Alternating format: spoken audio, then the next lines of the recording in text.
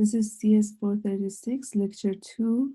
In this lecture, we'll discuss the metrics to measure the performance of network. The most commonly used ones are the delay and packet loss and throughput.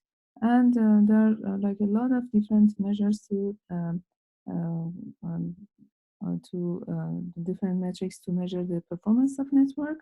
But we will go over the basic ones and some are more advanced ones, but not all of them. So here we'll discuss the most important ones, which are delay, packet loss, and throughput. So here our question is like how long does it take to send the packet from the source to destination? So when we'll discuss in the lecture, you'll see that actually it for human, this time is not that long.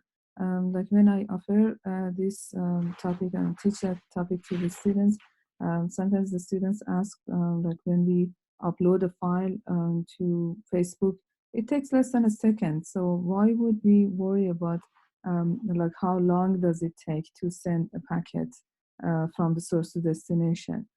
So why the delay matters when it's not that long? For ordinary users, it may not be a very long time. Like it probably, if it is half a second or a 1 second, it's not that long, or like even the human cannot figure it out, like how long was it. But in many applications, the length of this delay is really important. For instance, in this web page, this news, you will see that it says that in a year 2010 or 2011, I guess.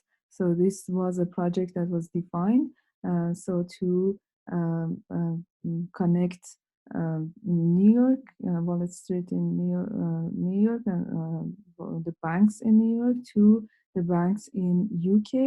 The project that was defined was the estimation was $300 million to connect, like use a fiber cable to connect these two locations, the New York and uh, banks of UK in Europe. So that was a very huge project, and they assumed that it takes 10 years. The estimation was it takes 10 years to do this project. And the question is like how much time it saves when they deploy this new cable. Before this project, the average delay for a connection or to send a packet from New York to UK was almost 65 millisecond. And after this project, they expect that they can save 6 millisecond. So you see that they spent like 10 years and $300 million to save only 6 milliseconds. So milliseconds in networks do matter. So people use spend so much time and so much money to save very short amount of time. Like even you see that 6 milliseconds does matter. So that was a motivation for like why do we study this, although it may look very short time for ordinary users, but you as a computer scientist should learn this concept, and like if you read this kind of news, you should understand, be able to understand this kind of news, or like if you are in some job or in some position in a company, to be able to explain this kind of news or this kind of concept to other people that work in your team. So not only that, or you could be in this team that's like they are like they calculate like how much they can save and how much like it is required to make this cable or do this project. Okay, that was a motivation. So now let's see like how do we calculate the amount of delay. So we first define transmission delay. It's the time required to load a packet to the link. So if this is your system and this is the Ethernet cable that like provides net connection to the network to you, to your system. So then your system creates a couple of packets, and then the first step is to load this packet. When the packet is prepared, then your system loads that into the link. So it takes some time to load the packet into the link. Like as an analogy, you can assume that you have a truck and you have some cargo and you want to load the cargo into the truck. So it takes some time to load the cargo into the truck. It's the same case here. So you have a packet, and the packet has a length in terms of like how many bits are or like kilobits or megabits are in this packet, and then you want to load it into the link. So it takes some time to load this packet. So what is a packet? It's a sequence of zeros and ones. So to load this into the link, it takes some time. So we call this loading time transmission delay. So how long is the transmission delay? So in the truck analogy example, you can assume like how long does it take to load some cargo into the truck? So you have, let's say you have only one worker, it may take like 1 hour. If you have like five workers, it may take like probably like 10 minutes to do that, or like a bit longer. So it depends like how many, like in the truck example, it depends like how many workers do you have, and also how large is the size of that cargo. So the same here, when you have a link, the link has a bandwidth. So we call it the capacity of link, or the link transmission rate, or the bandwidth of link. And also it depends how large is the packet. So you load this into the link, and it takes some time to load it. So what is this transmission delay? What the transmission delay to load a packet of size L bits is L over R. So L is the size of packet, and R is the transmission rate of this link, or bandwidth of this link. So L is in terms of bits, and R is in terms of bits per second. So what is the delay? So the delay, the result will be in terms of what? So when this is in terms of bits and this is in terms of bits per second, then when you divide them, the result will be in terms of seconds, right? So it gives you the amount of time required to load it, and we call it transmission delay. So let's look at some examples. So you know the formula is this: transmission delay is L over R, the size of packet over the bandwidth of that link. So for instance, if you have a packet of size 1 megabit, and uh, the link bandwidth is R, or the transmission rate of the link is R, and it is 1 megabit per second. Then the question is, what is the transmission delay in this scenario? So it's going to be L over R, right? So 1 megabit over 1 megabit per second. So it takes 1 second. So we may have like different mm, cases. So for instance, what if it is 1 kilobit? So you should be familiar with this acronyms. So like for instance, what is K? What is M? M is meg, K is kilo. And what are the other acronyms? So let's look at the next slide that I give a reference of what are these acronyms. So it is or abbreviations, it is required that you learn these abbreviations. As a computer scientist, you need to know the meaning of these abbreviations, or these like acronyms that we use. So big G is giga, and giga means 10 to the 9, right? Or 1 billion. M, or big M, is mega, and it's 10 to the 6, or 1 million. Or you can say like 1000 to the power of 2, or 1000 squared. Then KBK is kilo, which is 10 to the 3, or 1000. Then we have little m, which is milli.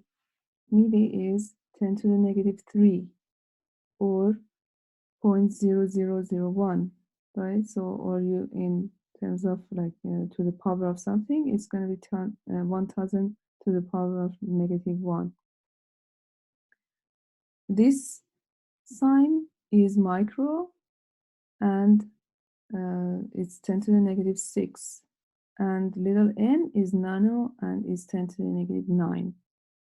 So these are the actual numbers, but since in computers, typically we work with the numbers 2 to the power of something, we work with binary numbers, you can say this number is approximately the same as this number. So sometimes people may use these numbers, right? So they are approximately the same as it. Like 1000 is approximately the same as 1024. So you can say, and 1024 is 2 to the 10. So you can say that this number is almost 2 to the 30. So if you need binary numbers and you need some approximation, you can use these numbers. So, but in our course, we use these ones. So these are the accurate numbers, and these are approximate numbers. So we use these numbers here. So you need to know, like, learn and study and memorize these uh, acronyms and their equivalent values. So sometimes the students in class tell me that, like, why do we need to memorize things when anytime I can Google it? The fact is, when you attend some job interview, if they ask you kind of questions and the question contains these acronyms, they don't, or these abbreviations, they don't allow you to simply Google. They expect you to already know the meaning of each one. So you, as a computer scientist, you're supposed to know the meaning of these abbreviations. So that's what I recommend. So definitely memorize the meaning of these abbreviations, and like the meaning, and also like what is the equivalent number for each one. So okay, so these are the other examples, and I ask you to pause the video at this time. And so we calculated the first one. So you try to calculate the other numbers. So replace each number, like for instance, BK is 1000, 10 to the 3. So replace that with 10 to the 3, and big M is meg, so 10 to the 6. So, and replace this one with 10 to the 6, and then figure out what are the results for these ones. So you can calculate in terms of seconds, or the other, like I say, millisecond, microsecond, whatever it makes sense for that scenario. So pause the video and calculate them, and we'll get back.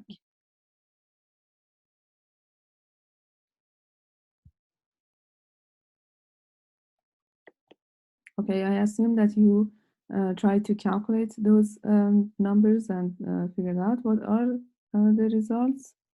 So okay, so here you see that the first one is 1 megabit over 1 megabit per second. So 1 meg is 10 to the 6, and again 1 megabit per second is 10 to the 6. So 10 to the 6 over 10 to the 6 is 1. So the answer is 1 second. Second question was, we have the size of packet is 1 kilobit, and then the bandwidth is 1 megabit per second. So 1K over 1 meg. It's so K is 10 to the 3, and meg is 10 to the 6.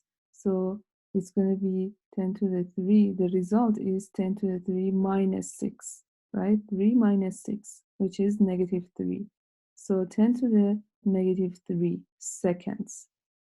So you can answer in terms of seconds, but also you can say, okay, 10 to the negative 3 seconds, but what is 10 to the negative 3? It is milli, right?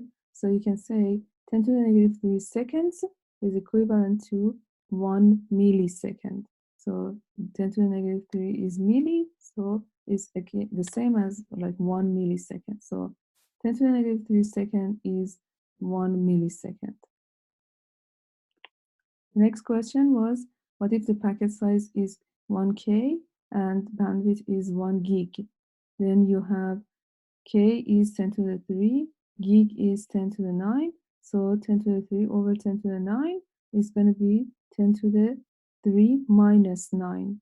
So it's going to be 10 to the negative 6 in terms of seconds. So the answer is 10 to the negative 6 second. But you know that 10 to the negative 6 is micro. So you can say 10 to the negative 6 second or 1 microsecond. So they are the same. The next question is, what if the packet size is 1K and the bandwidth is 100 megabits per second? So then in that case, L over R is 10 to the 3, which is K, over, then we have 100 here. 100 is 10 to the 2, or 10 square, right? So 10 square is 100, and then meg is 10 to the 6. So 100 meg means 10 to the 8. So 10 to the 2 times 10 to the 6 is 10 to the 2 plus 6, 10 to the 8. So here we have 10 to the 8. And k is 10 to the 3. So 10 to the 3 and 10 to the 8. So this divided by this going to be 10 to the 3 minus 8. So it's 10 to the negative 5. So you can say 10 to the negative 5 second. So what's 10 to the negative 5 is not like exactly the same as these ones. So like 10 to the negative 3 is exactly 1 millisecond. 10 to the negative 6 is exactly 1 microsecond.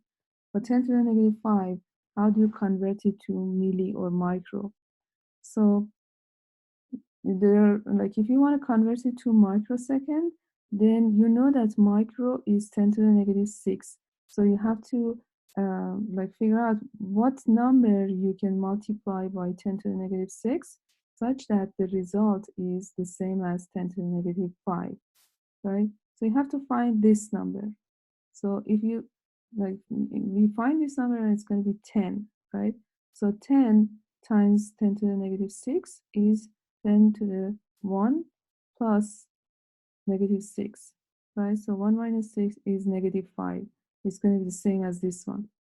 So we have to find this number. So if you find this number, that the number that when you multiply it by 10 to the negative 6, the result is 10 to the negative 5, then you can say this number is the number in terms of microseconds. So 10 microseconds. So 10 to the negative 6 is micro, so 10 microseconds. So you can say 10 to the negative 5 second is equal to 10 microsecond. On the other hand, you can convert this to millisecond. So how do we convert it to millisecond? A millisecond is 10 to the negative 3, right? So you have to find a number when you multiply it by 10 to the negative 3, which is milli, then the results will be the same as 10 to the negative 5. So we choose this number. This number is 0.01, and it is 0.01 is 10 to the negative 2, right? So 10 to the negative 2 times 10 to the negative 3 is 10 to the negative 2 plus negative 3, which is 10 to the negative 5, right?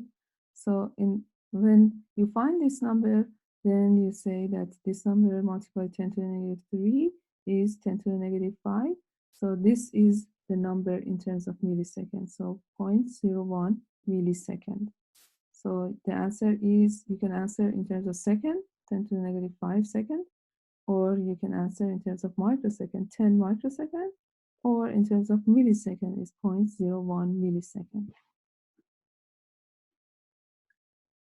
Okay, so far we learned about transmission delay and like how to calculate it. So now let's move forward and learn about like more complex scenarios. So when you have like a packet at the source, let's say this packet at the source, and you want to send it to the destination, then you load it into the link, and then it arrives at the first hop router. The routers are called store and forward devices.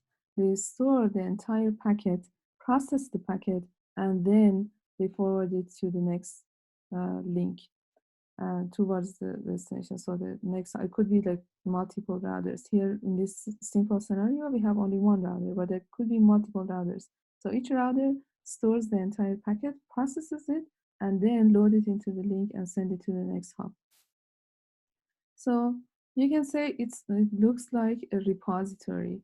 So in this picture, you see that the first packet is like the some water in the repository, and then you have already sent like the first bits of this water, or the first gallons of this water, to the destination, to the next hub, and they are like this hub starts to store this in its memory, and then like the rest of like the gallons of this water is still here, and we are trying to pump them into this pipe, and they are on the way to reach this second repository.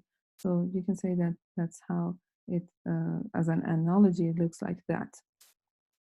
So for each packet, it takes L over R. So let's, for instance, if we have let's say 3 packets here, so one L over R to load the first packet, then another L over R to load the second packet, and another L over R to load to the load the third packet. So, and what about the end-to-end delay for each packet? So let's assume that the first packet is here and we want to send it to the destination. So from the moment we start to load the first packet to the link until it reaches the destination, it's going to be one L over R to load it into this link, and then another L over R to load it in this link, because this router stores the entire packet and then it loads it to the next packet, to the next link. So one transmission delay here to load in this link, and then when it reaches this router, another L over R to load it in this link, into this link. So it's going to be like the end-to-end delay for one packet is going to be 2L over Rs, because we have two links. Like as an example, you can assume that if L is 7.5 and R is 1.5, then the end-to-end delay like for each link is 7.5 over 1.5, which is 5. Then so like 5 seconds to load it into this link, and then 5 seconds to load it in this link. So it's going to be the total end-to-end delay is 10 seconds for one packet. We haven't discussed multiple packets yet. So for one packet, it's going to be, let's say, L over R plus L over R. So later on, we'll learn that there are other types of delays. We haven't discussed those type of delays here, but we assume that those are zeros. But later on, we will see that there are other types of delays, and we have to consider them as well. So now let's look at a more complex scenario and assume that we have multiple packets. So let's assume in this scenario, we assume that we have 3 packets. So 3 packets are at the source and we want to send them to the destination. In this scenario, we have 3 routers. So you see that when you have 3 routers, it means that we have 4 links. So keep in mind the number of links is number of routers plus 1. So 1 link more than the number of routers. So you have to load it into this link, and then load it to in this link, load it to into this link, and load it to this link. So 4 loading delay, 4 transmission delays we have. So here we want to see like how long does it take to send a message of 3 packets from the source to destination. So let's say all 3 packets are ready here, and we want to send them in a line back to back from the source to destination. So how long does it take to send it from the source to destination? So at time 0, all 3 packets are at the source, right? So time 0, all 3 packets are at the source. Then it takes 1 L over R to load the first packet into the link, and then it reaches this router. So after 1 L over R, we assume that the first packet has reached here. We store that in the router, but packets 2 and 3 are still at the source, right? So after 1 L over R, packet 1 has reached here, packet 2 and 3 are still at the source. Then what happens when we wait for another L over R? So after another L over R, the first packet is loaded into this link and reaches this router. But simultaneously, the source is loading the packet into this link. So packet 2 was still here, like packet 2 and 3 were still here. So simultaneously, while like we load packet 1 into this link, we load the packet 2 into this link. So this happens simultaneously, right? So you can say after 2L over Rs, packet 1 has reached here, packet 2 has reached here, and packet 3 is still waiting at source. So this happens after 2L over Rs. Why this happens? Because they happen simultaneously. So while we are trying to transmit the packet to the next hop, the remaining packets are also on the path, and the other routers transmit the packets into their links. So after 3L over Rs, we will see that packet 1 has reached this router, packet 2 has reached this router, and packet 3 has reached this router. After 4L over Rs, finally packet 1 has reached here, and packet 2 has reached here, and packet 3 has reached here. So now, so packet 2 and 3 are here. So packet 2 this router, packet 3 this router. Then after 5L over R, we need another L over R.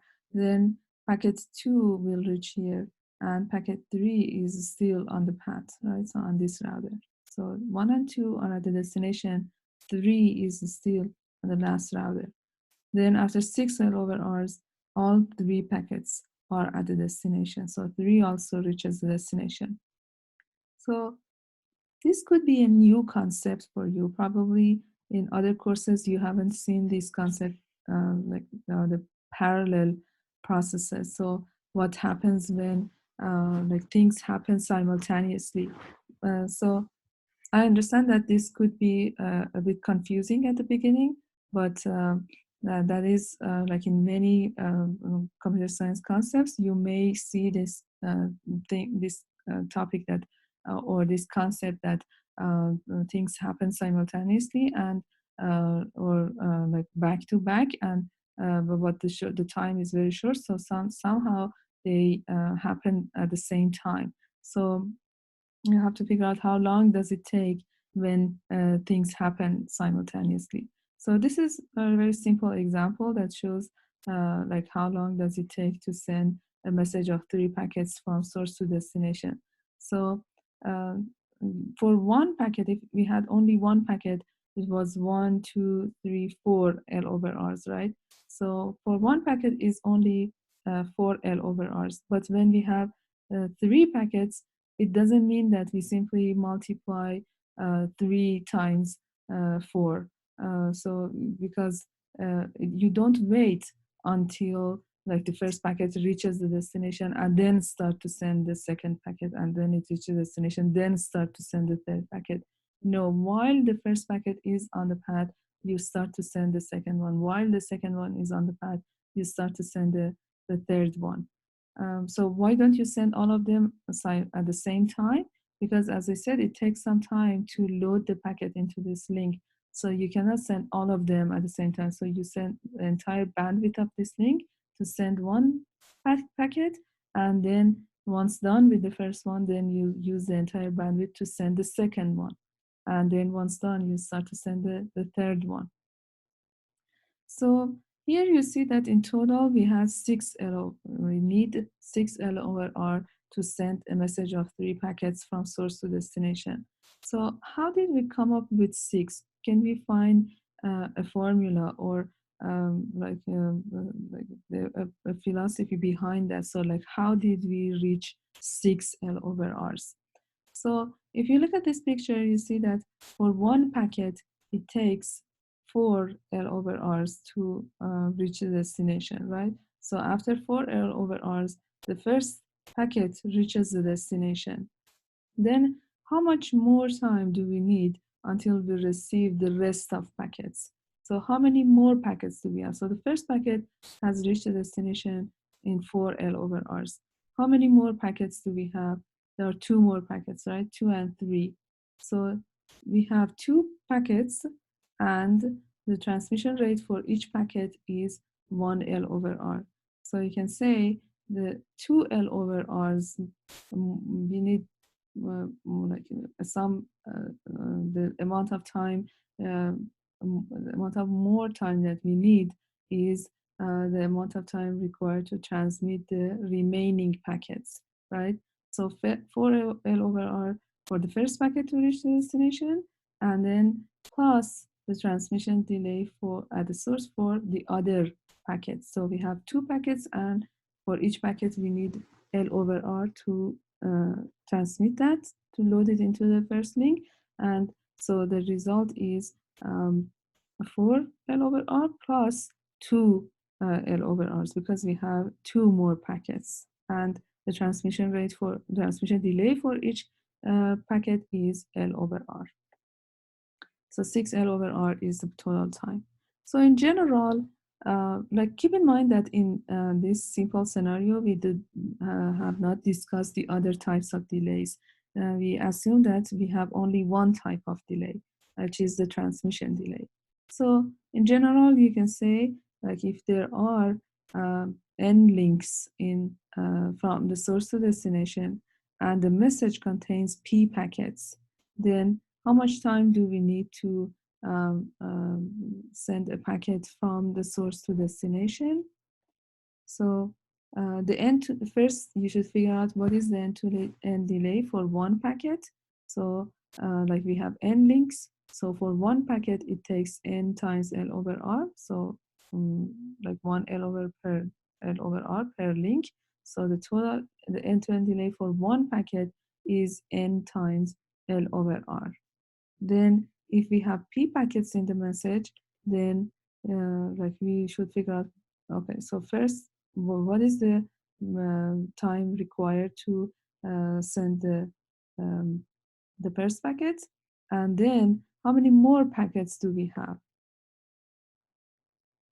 So we need this much time to send the packet to the destination, the first packet to the destination. How many more packets do we have? We have p minus 1 packets, because the total number of packets was p. So we have p minus 1 packets. And then the transmission rate at source for each one is L over R. So in total, you can say n plus p minus 1 times L over R is the total delay to send a message of p packets in this scenario, that we have n links between source and destination. Again, I want to mention that in this scenario, we assume that the other types of delays are 0. So this is the formula to find the end-to-end delay. So now let's talk about like more details and see what other types of delays we may have. So here you see that in this scenario, there are 2 sources, A and B, and they send their data to some node in this area, but there is a bottleneck link here. So you see that A and B are sending data with bandwidth 100 megabits per second, but this link is only 1.5 megabits per second. So there's so much data that arrive from A and B to the router, but the router cannot send like that much data to its outgoing link that fast, because its bandwidth is limited. So this link is called a bottleneck link. So what does the router do when it has a lot of packets? And well, of course, it takes some time to load each packet into the link. So it loads as many packets as possible. But if there are more packets, so of course in this scenario we have more packets. Then we store them in the buffer of the router in this outgoing link, and until like we load the earlier packets, then we can send the packets that are waiting in the line. So we have a queue of packets that are waiting to be transmitted into the output link. So this queue, definitely it's not infinite. It is limited, and after a while, if there's so much traffic arrives, then we may this queue will exceed its size, and then there is no way for the router other than just drop those packets. So the later packets will be dropped. So for the reason, one of the main reasons of packet loss in the network is buffer overflow. So in the router, the buffer overflow happen, and we exceed the size of buffer, and then the packets get lost. So the router drop the packet. So this is the main source of packet loss in the network. And also, since they wait in the link, the ones that succeed to be transmitted, like if the router succeed to transmit that packet into the link, since the packet has been waited in the link for some time, then it gets delayed. So we have some queuing delay. We define it here. So like if this queue is long, then the packets wait for a long time, and it's going to be the queuing delay here.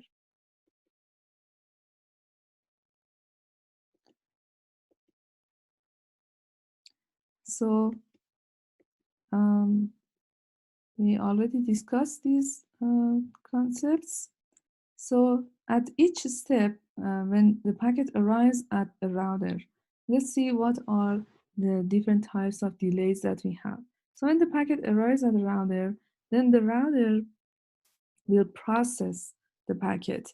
It needs to figure out like what is the proper outgoing link for this packet. So in this picture, you see only one link, but in general, in like real scenarios, a router may have like multiple outgoing links. So the router processes the packet to figure out what is the proper outgoing link for this packet.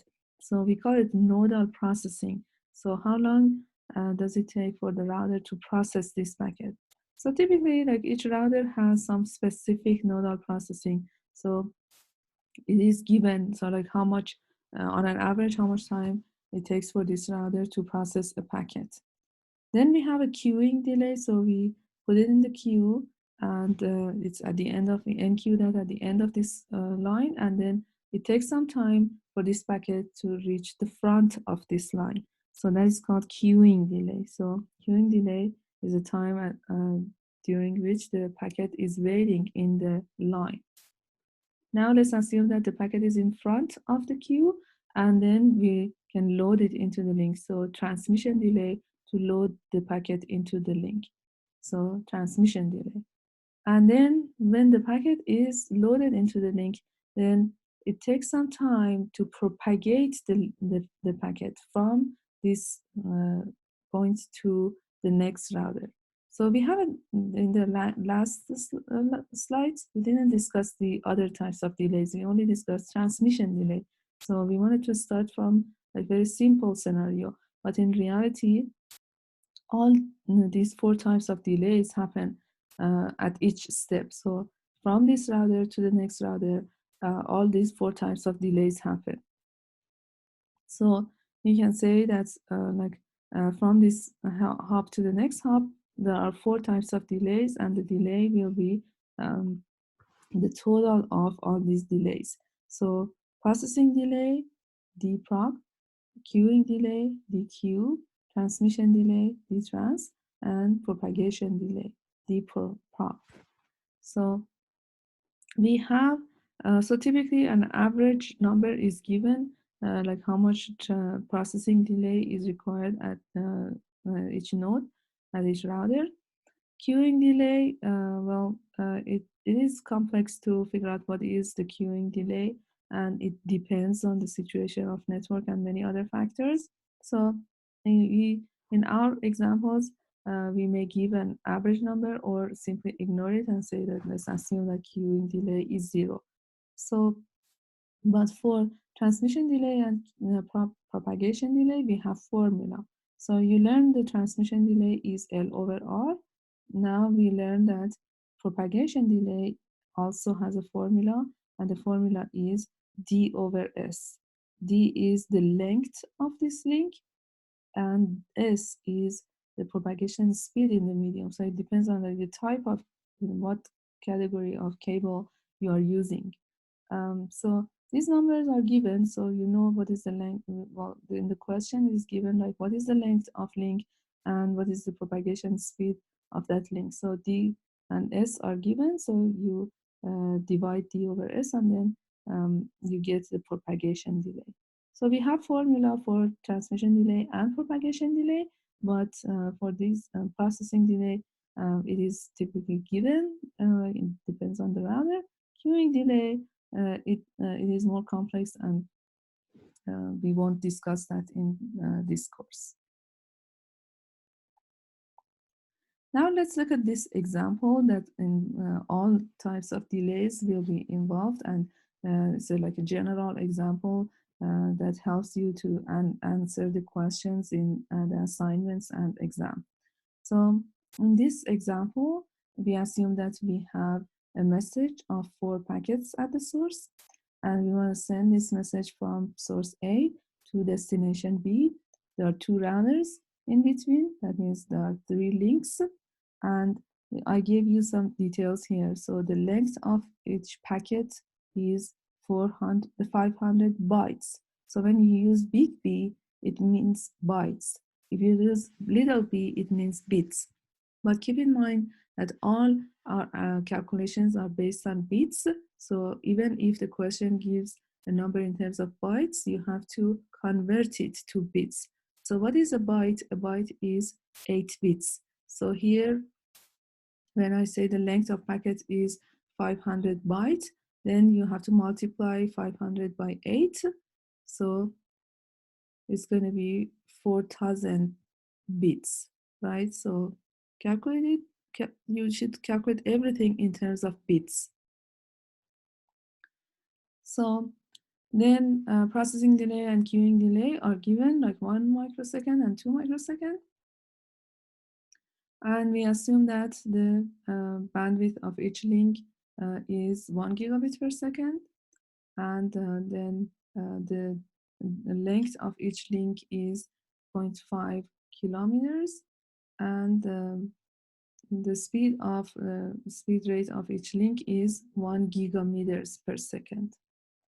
So the question is, let's assume that you have only 1 packet. What is the end-to-end delay for 1 packet? Then the second step, now let's talk about like this scenario that we have a message of 4 packets, and then how long does it take to send the entire message from source to destination? So at this point, pause the video and try to answer this question. Then we'll get back and answer the question together.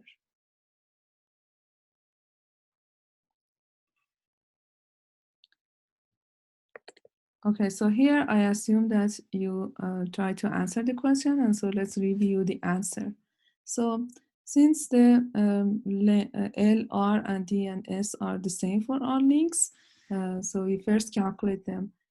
That's not the case for all questions. So sometimes in question you see that one link length is different from the other link, or one link bandwidth is different from the other links. So the length of packet is always the same, but the links could be different. So, but in this example, we simplify that and assume that like all of links have the same bandwidth and the same length and the same speed. So first, let's calculate the transmission delay for each link. So it's going to be L over R. So L is 500 bytes, so we multiply it by 8, and R is 1 gig, so 10 to the 9. So it's going to be 4,000 over 4 times 10 to the 3 over 10 to the 9. So it's going to be 4 microsecond. Then propagation delay is d over s. So the numbers that I gave in the example was 0.5 and 10 to the 9, so a gig. So the answer is 0.5 microsecond. So far we have calculated the transmission delay and propagation delay. So when you want to send a packet from source to destination, at the source you have transmission delay, so to load it into the link, and then propagation delay to propagate it to the next hop. So now it arrives at this router. Then at this router, you have all 4 types of delays. First, you process the packet, so processing delay. Then you put it in the queue, then queuing delay. Now the packet reaches the front of this queue, and then you load it into the link, so transmission delay. And then you'll propagate it over the link to reach the next hop, so propagation delay. Then when it arrives at the next router, then again we have all 4 types of delays. So processing delay to process it, queuing delay, the waiting time in the queue, and then transmission delay to load into the link, and then propagation delay to be propagated at the destination. So when the packet arrives at the destination, then like we say that we are done with the end-to-end delay. So the end-to-end delay will be the total of all these delays. So now replace the numbers. So transmission delay is 4 microsecond, propagation delay is 0.5 microsecond. And I already gave you the numbers for processing delay and queuing delay. So replace those numbers, and then transmission delay 4 microsecond and propagation delay 0.5 milliseconds. So the number microsecond are given here, and the other numbers. So just replace these values with the value of these items, and then find the total of all these numbers. So here with more details I gave you, so transmission and propagation, plus processing, queuing, transmission, propagation, and plus processing, queuing, transmission, and propagation.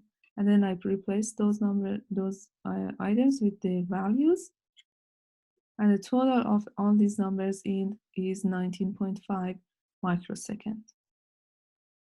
So that was the end-to-end delay for a message of 1 packet. Now, what if our message contains 4 packets?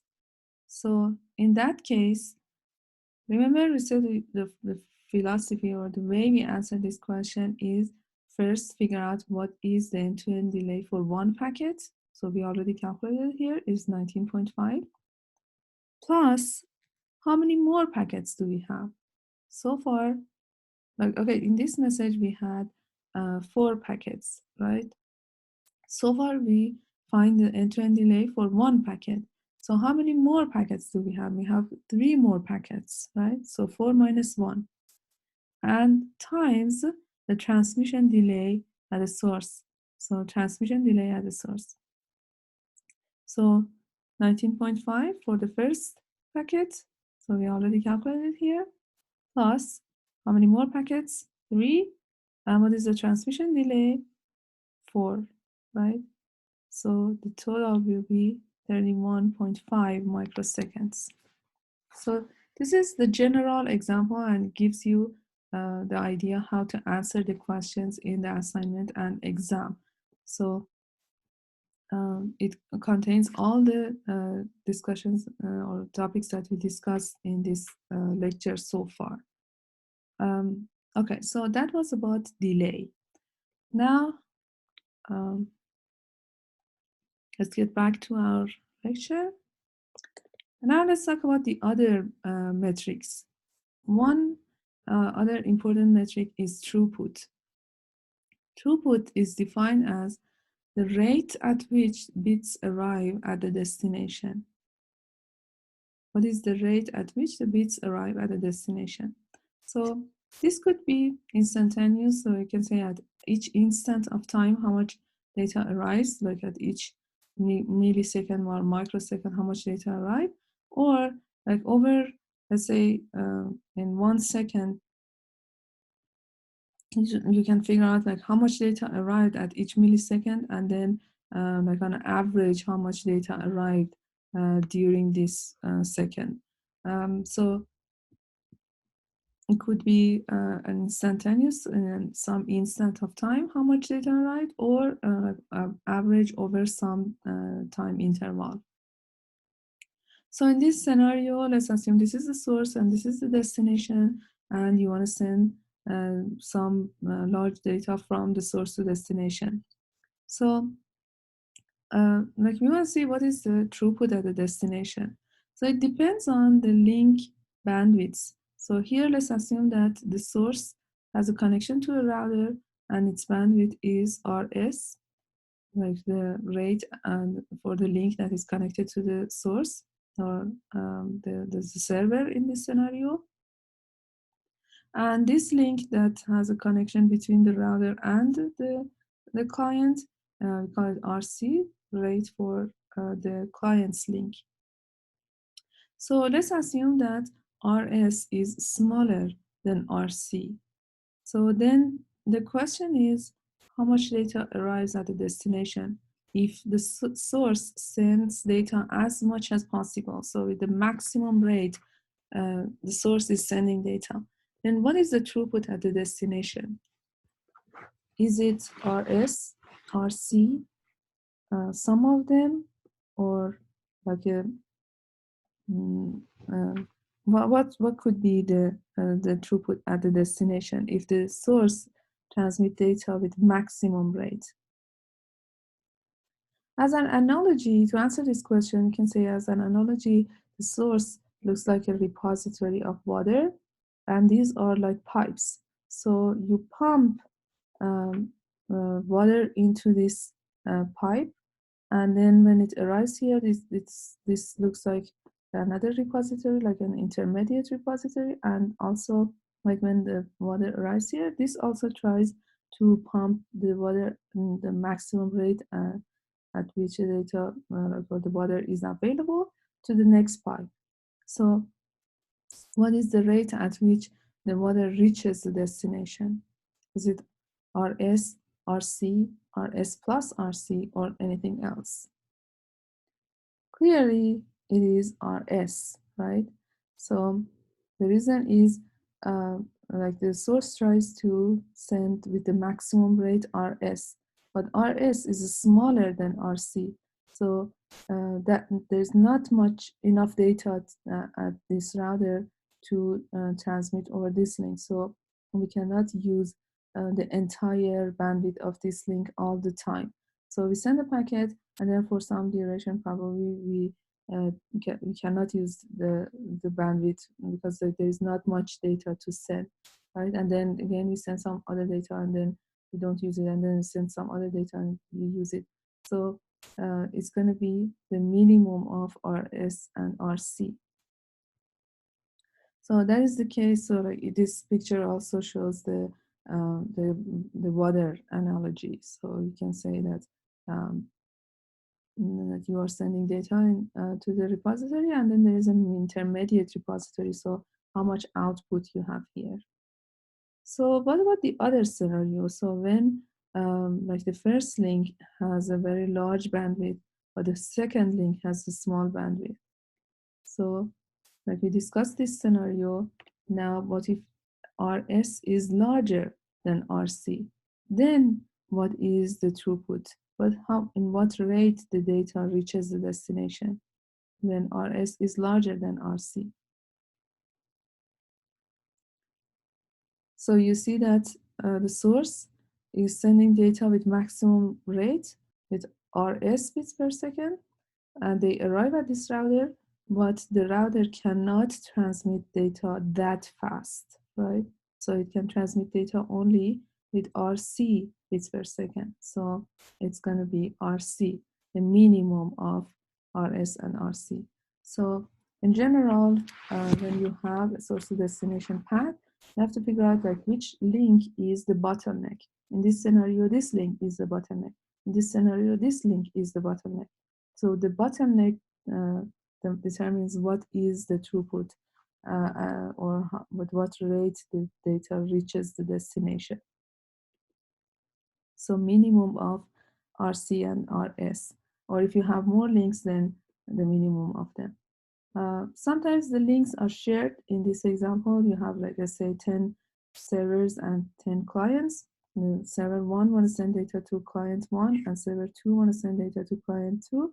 But let's say this link bandwidth is RS, this link bandwidth is RC, but this link is shared between all these connections.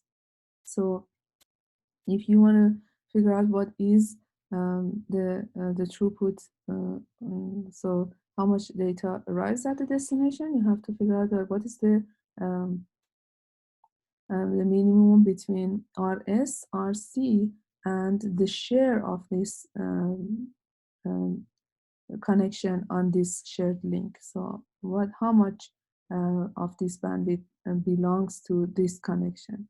So then it's going to be the throughput. So but the question is, how much delay and throughput is required? So like whether delay is more important or throughput or both of them. It really depends on the application. So like in the voice over IP application, you expect that you have very low delay, but and throughput is above some threshold. But in the file transfer protocol or application, delay is not that critical, but it is important that the packets arrives at the destination with highest speed. So it is desired that the packets reach the destination so fast. So it really depends on the application, like how much throughput and how much delay is appropriate for the application. So we discussed delay, throughput, and packet loss. And now let's talk about one more advanced measure. So there are so many different metrics to measure the performance, but we go over only one of the advanced ones, and then the rest will be like if in some application you need that, you can learn more about it. If you know the basics, then it's easier to learn the other metrics. So let's define jitter.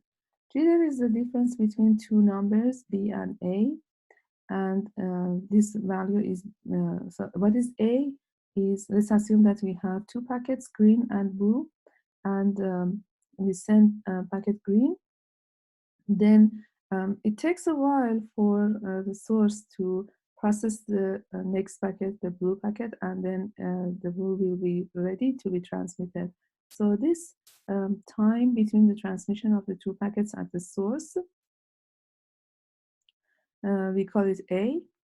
And then when these two packets are on the net, like this, are sent over the network, then at some point the green one reaches the destination, and at some point blue one reaches the destination. So the time between the reception of these two packets is not necessarily the same as this time, because like they may take the different paths.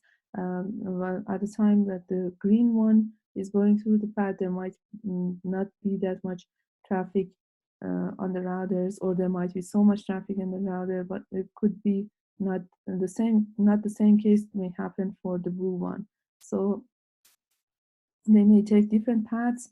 At some point that the green one is going through, even if they are on the same path, if it may happen that the time that the green one is going through the path, it's not much traffic, and then when the blue one goes, there is more traffic, so the blue one gets more delay. So we define B and A, these two numbers. So this is B, this time is B, and this time is A. And G there will be the difference between these two numbers. So what could be the reason of a high G there? I just discussed that. So like, for instance, one reason could be, let's assume that the blue one got a lot of delay, and then it reaches the destination later. So what is the best jitter? So we expect that with the same time difference that we send the packets from the source, they reach the destination. But typically it doesn't happen. They don't reach the destination with the same distance. So let's look at some examples. So for instance, this one, what is the jitter in this example? So try to answer this question. So calculate A and calculate B, and then what is B minus A?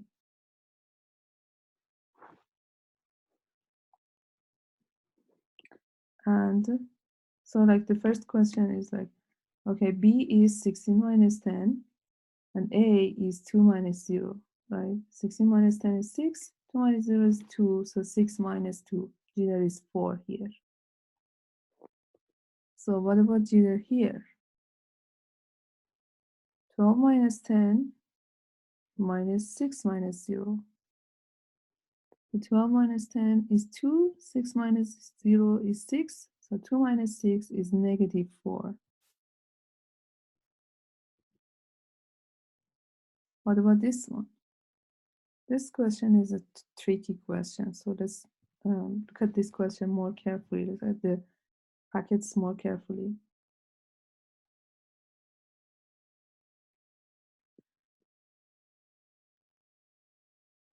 So you see that the order of the packets changed, right? So let's say like the green one was sent first, but now the green one reached the destination later. Is it possible at all? Yes, it is possible. Like let's say the green one got a lot of delay. So what is the jitter in this case? 10 minus 12 minus 2 minus 0. 10 minus 12 is negative 2, and 2 minus 0 is 2. So negative 2 minus 2 is negative 4. So again here,